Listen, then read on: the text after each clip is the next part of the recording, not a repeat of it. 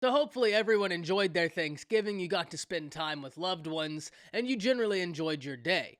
However, today we need to get back on the college football grind, and we need to talk about the game I'm most excited about this weekend, which probably just was a dead giveaway. The Iron Bowl. The Alabama Crimson Tide taking on Auburn at Jordan-Hare Stadium, where the inexplicable tends to happen. We need to talk about and break that down, as well as phenomenal news for the Alabama Crimson Tide in terms of recruiting and how they're trending. We got to talk about it all. Before we do, as always, y'all know the drill. I want to hear from you. Hop down to the comments. Give me a Y for yes or an N for no. Do you believe we will see an inspired Alabama against Auburn this week? And let me know what you're thinking. If you are new to the channel, be sure to subscribe. Hit that bell notification. I do constant college football content. You don't want to miss any of it. And if you enjoyed this content, be sure to like and comment down below. Those interactions, though they are small, are massive to content creators such as myself in both getting picked up and maintained by the YouTube algorithm. But with all that being said, let's hop straight into it. And I want to start off on the recruiting front because yesterday the Crimson Tide got fantastic news, flipping a top 150 player overall, a top 10 in his position, Jamarion Miller, the running back from the state of Texas, who was committed to the Texas Longhorns. Now, this is a massive addition to the Crimson Tide class. They now have their second running back to go along with five-star Emmanuel Henderson, who has absolutely been setting high school football on fire. If you have not gotten the opportunity to check out Emmanuel Henderson, go look up what he's been doing his senior season.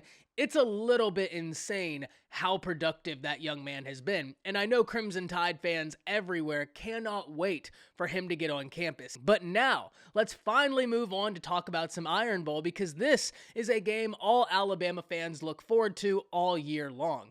Unfortunately, this year, Auburn does not get to bring in their starting quarterback, Bo Nix. But even though Bo Nix isn't playing in this game, that did not stop him from finding his way into the headlines, saying that Alabama seems to get help from the officials, which, first and foremost, I think Bryce had the fantastic answer to this. Bryce wasn't even concerned when the media brought it to his attention. And even Auburn superfan Charles Barkley gave his opinion on the Bo Nix comments, but it wasn't the opinion I think many Auburn fans thought they would get.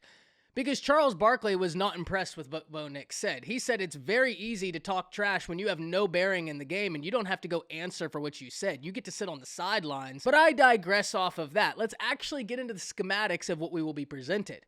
And right now in current capacity, Auburn is a little bit of a mystery because of the new quarterback in TJ Finley. Now, TJ Finley does have college experience. He has got a cannon attached to his body and his arm, and because of that, he can hit pretty much any area on the field that he needs to throwing the football. So the Crimson Tide secondary are going to have to be on their P's and Q's, certainly much better than they were against Arkansas, because he has a huge arm and he can stretch the field. The interesting thing is if the Tide defensive front can make him uncomfortable. Because if we look at the past few games, Auburn is giving up an average of 2 sacks per game over the past 5 games. They've given up 11 sacks over that time period. And so if Alabama's defense can get TJ Finley uncomfortable, I think they stand a really good chance. What's even better for Alabama is you have the best defensive end, probably the best defensive player in college football, in my opinion, Will Anderson, who is on an absolute terror. And across from him, you have true freshman Dallas Turner, who's playing at a very high level right now, and Tide fans need to be very excited about his production and his upside. So right there, that's a matchup I'm going to be watching very closely, because Alabama has got to win the battle of physicality, and it starts in the trenches, especially when you're playing a team that has a new quarterback, and that team also has a really talented running back. You can kind of do a process of elimination as to what you can expect to see a heavy dose of. And Tank Bigsby is a guy that must be contained because he has got a lot of ability. And that's why the battle of physicality is so key. It's not only about getting a quarterback that doesn't have the experience of a Bo Nix uncomfortable, it's about being able to disrupt what Auburn does well.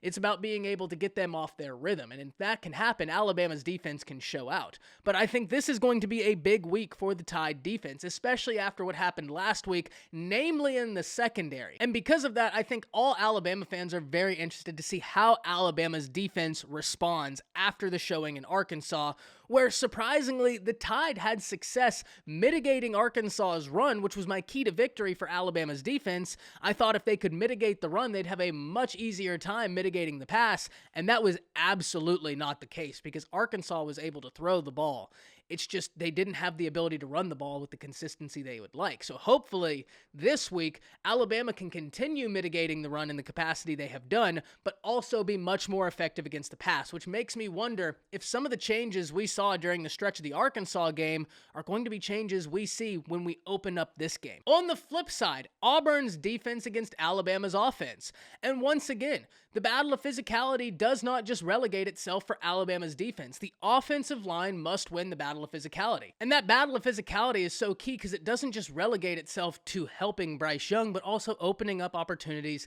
for the running game. And look, Bryce Young is having a sensational season, but any help you can give him, any pressure you can take off of him is only going to help him in the long run, and that's why I think that's so key.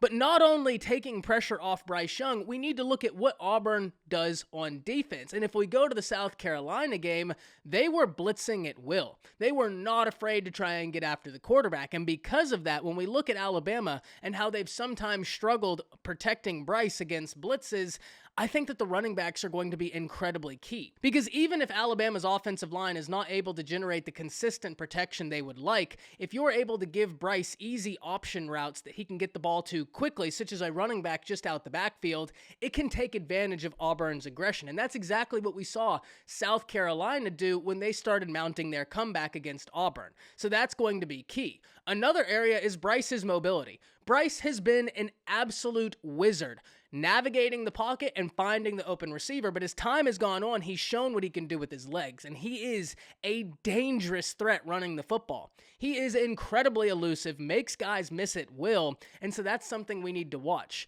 Ultimately, though, if Alabama can protect Bryce Young and get the running game going, it's going to open up the passing game. And this is an area where Auburn is number 57 in total defense, but they're 78th against the pass, going up against Bryce Young, who's been otherworldly throwing the football, and Jamison Williams and John Mechie, who are coming off of a fantastic game. Jamison Williams is having an all-time season for Alabama, currently number 3 in single-season yards for the Crimson Tide. The Crimson Tide have got to come out and win the battle of physicality, because if you can win the battle of physicality, you can affect the game in multiple different ways, and it's just making it easier for you.